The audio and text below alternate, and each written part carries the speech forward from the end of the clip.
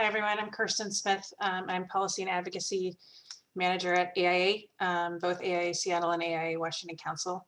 I'll start by saying I am not an issue expert on anything. So you are the experts on this subject, and I will go to chill for just about anything climate related in my work. So I'm talking today about the policy. And when it comes to actual content of the bill, I defer to everyone else. It's pretty much my standard MO. I want to take some time to talk about the political basics on the bill. There's some good things. It's a report-only bill, which will be more popular among legislators. It has a history. Often a bill that's really complex like this is hard to pass the first time it comes through a session. So it's been through a session. It's been through more than one session. So that's good. As Stacy went through, there are existing policies on embodied carbon, and that's important. And climate is a really big focus in this legislative session. We've already seen it. The bills came out early. They are going through committee quickly. It's a very significant focus this year, and that's a good thing, specifically for this bill. Things that are not as good, it is a tough bill to explain to legislators. It's complex. Most legislators don't know what embodied carbon means. And I'll give you an example. I had a meeting on a different topic with a Seattle City Council member, and they asked me if embodied carbon was how building materials are recycled at the end of when you tear down a building. So they're just a tough, and again, not because they're dumb, but it's a tough concept for a lot of people to get because they're not familiar with it. I'm going to maintain that there's no Republican support for this bill, and that's fine. There are enough legislators to pass a bill without Republican support. I know that Jess at the Blue Green Alliance, who works on this bill and probably knows better than me, feels that there is an opportunity for Republican support. So that's a question mark. I put a little asterisk there. Really who you're going after in general, if you're working on this bill, are moderate Democrats, because those are the ones who are going to decide if it passes or does not pass. Some manufacturers are against the bill. And you know, the big climate agenda is a good thing, but it's also a bad thing in that some of these climate bills are not going to make it. There's going to be a lot of horse trading on these bills. Some are going to be traded up and some are going to be traded down. So it's another reason why it's useful to have a lot of political support. This is the legislative pathway for a bill, how a bill becomes a law. This bill is assigned to the Capital Budget Committee. Every committee that a bill goes to will have 2 hearings. The first one is a public hearing. It's where people testify and the staff of the committee reads the bill, talks about the bill. Legislators can ask questions. And then secondly, they'll have an executive session, and we will call it, this bill was execed on Friday. And that just means no public input. The legislators talk about it amongst themselves, but it's public, so you can watch. They will make any amendments. They will talk about those amendments. They will vote on those amendments. And ultimately, they will all vote on the bill.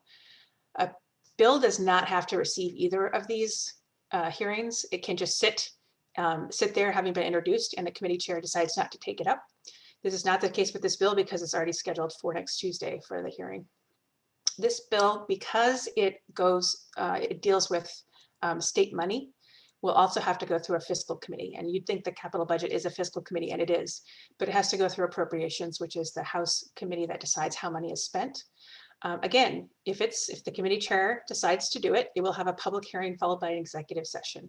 Each of these hearings and executive sessions offer an opportunity to have input. The most of the input is done during public hearing, but you can also email legislators in response to the executive session. And I'll go through that too. Should the bill make it through both of these and pass, it will go to the Rules Committee. And the Rules Committee is a weird committee, and I'm excited because this year is the first year that it is going to be on TVW. It's actually going to be televised. Usually it's behind closed doors, and so nobody knows what really happens unless you're there.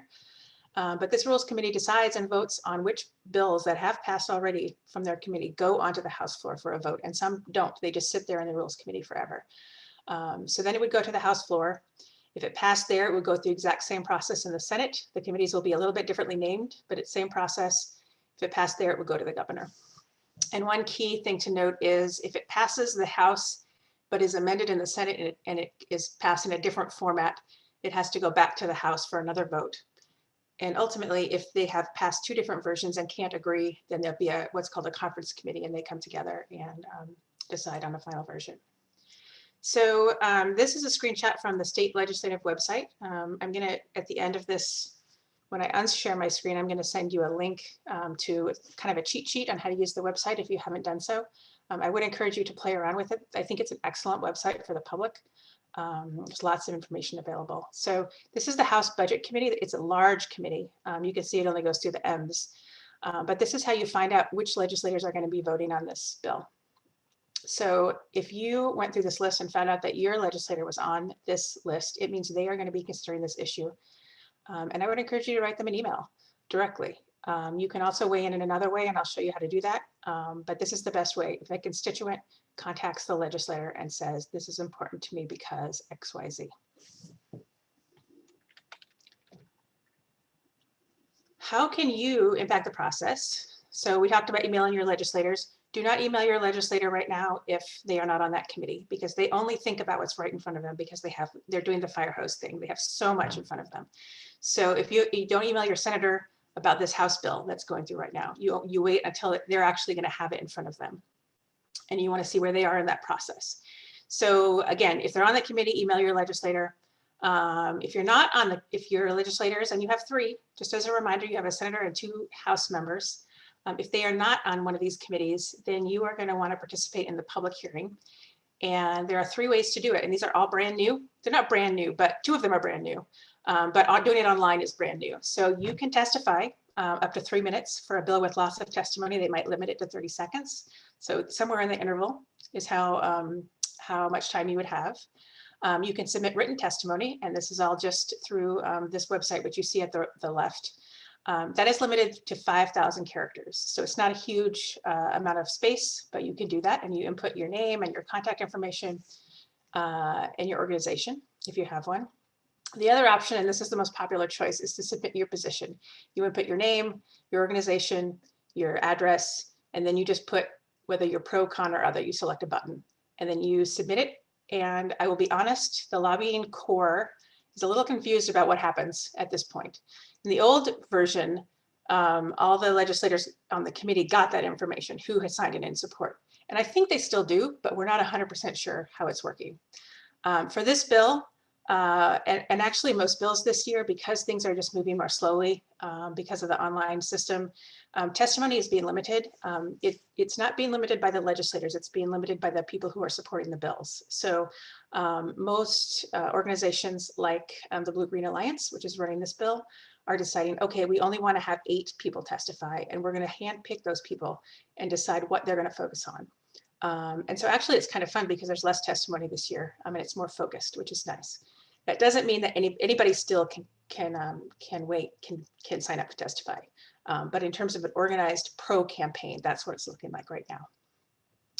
I'm gonna, again, send you information on how to get to all these places on the state's website, but you can see the remote testimony sign in over on the left. The bill that we're talking about selected, and you can see the 3 options that I talked about. And it's actually, I think, working very well. I'm surprised at how well this online system is working. So what do you say? When I send architects to speak on an issue, I always think through, what do architects have to say that is different from what everyone else is saying? So use your expertise. Where do you have particular expertise that you can weigh in? What value can I add to the discussion? I always encourage you to offer real world examples if you're working on projects. One of the things that legislators, that is helpful for people in this industry to hear is this work is being done, it's doable. I've been doing it, others have done it, that kind of thing, rather than just saying, I support this, please vote for it. Offer those real world examples. Explain why it's important to you. And then your advocacy organization, again, this is going to be the Blue-Green Alliance, will have talking points on things you can say. And I think I sent those to Megan, and she's going to send those out. But those exist, I think. I'm getting confused by the bills, so maybe I didn't. I'm sorry. But here's some of them. So these were sent to me by Jess, and I'm not going to read these.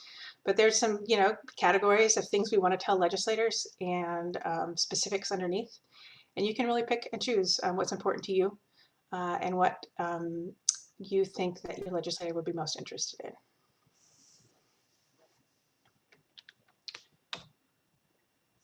So tips for communicating with legislators. My only two tips almost always are be polite and be succinct. I have gotten much more succinct in my career over the years because I have come to realize that, you know, I don't need to say everything, and I'm not that important. So those two things are important. Be basic. Again, many of the members, maybe 80%, won't know what embodied carbon is. So take a step back, explain what you're talking about. Know your audience. Know if your legislator is on a committee that will be considering this. Know if they have a background that might make them have special information about this issue. That's the same thing as be basic, sorry. Assume they don't know. Tie your advocacy to their district. I always say this to architects, and maybe it's offensive, but don't lie. And I mean lie in the sense of if you don't know something, that you agree with what they say. If you don't know, that's not a problem, particularly as a constituent versus a lobbyist. Tell them you don't know, and you'll get back to them. And they're very used to it. They hear that all the time. So that's not a big issue. That's my presentation, and I just wanted to show you real quickly the legislative website. And again, I'm going to give you a link to the AIA's cheat sheet on how to use it. But these are where you find your House and Senate members. In order to get to the part where you want to go in and input your opinion is under legislative committees. You don't have to remember this. You just know that you can do it. Participating in committee hearings. And it's right here, register to testify remotely during a hearing. So you would pick what hearing it is. That's the most important thing, is to know which committee is hearing it. And there's your bill right there, 1103. So I went through that really fast, but it will be covered in the document that I send out, and I'm happy to answer questions. Thanks.